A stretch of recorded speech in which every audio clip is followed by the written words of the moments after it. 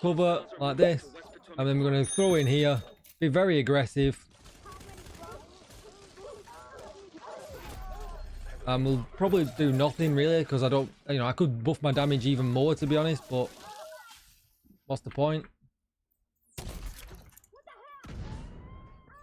And yeah, prime example there of how easy that.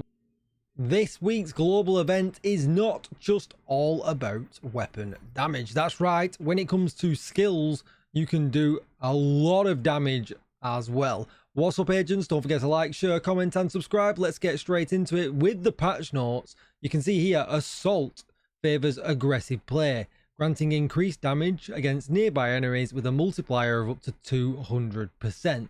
And I think generally, myself included, when I read this, I just assumed it would always be just weapon damage only. But I've got so many comments on YouTube and when I was live over on Twitch yesterday as well, saying, are you aware that skills do crazy damage as well? Well, yes, they absolutely do. And it's amplified right now even more so because of Tech Overdrive. Now, I'm not using any of the skill tiers that I'm getting from Tech Overdrive because this is just my standard kind of skill damage build, but we're getting extra skill damage, extra skill duration, skill health and skill haste, so it's even better right now.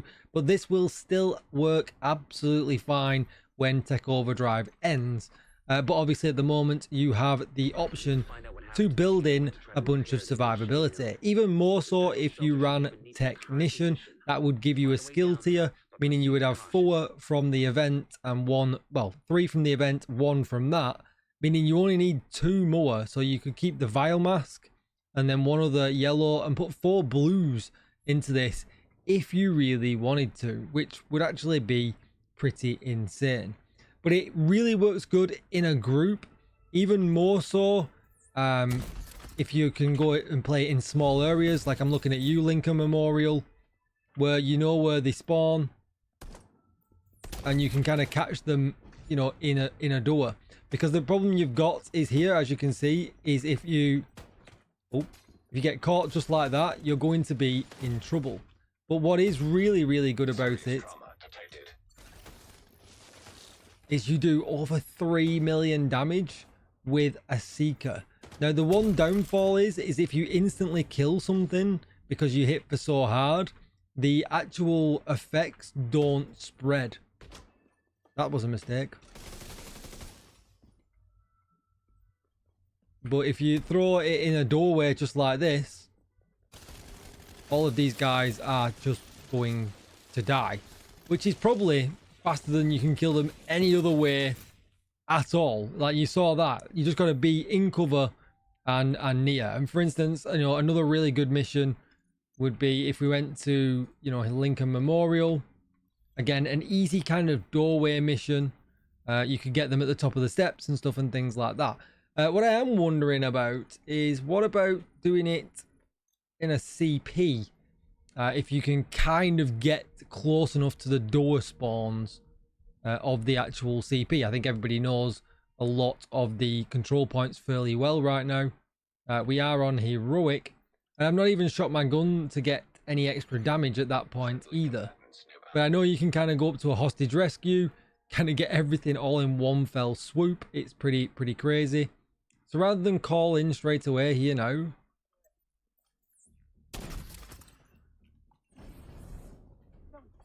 that didn't get anything. But you kind of just want to get yourself in cover like this, and then we're going to throw in here, be very aggressive, and we'll probably do nothing really because I don't, I could buff my damage even more to be honest, but what's the point?